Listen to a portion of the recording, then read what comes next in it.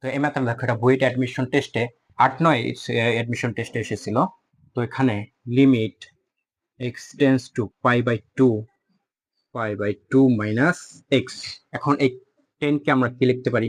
10 কে এভাবে লিখতে পারি pi by two minus x. তখন ঘুরে ফিরে কি 10x-ই পাইতেছি আমরা।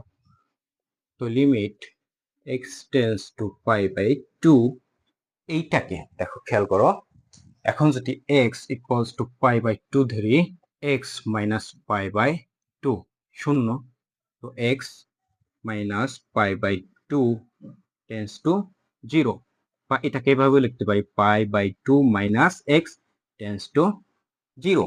তো এখানে লিখে দেই পাই by two minus x tends to 0। তো এখানে pi by two minus x cot pi by two minus x, 2 minus x tends to 0, pi by two minus x. এখন এই 10 এ cot কে আমরা কি লিখতে পারি? 10 pi by two minus x.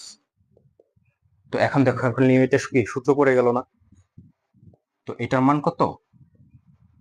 1। তো আমাদের অ্যান্সার 1।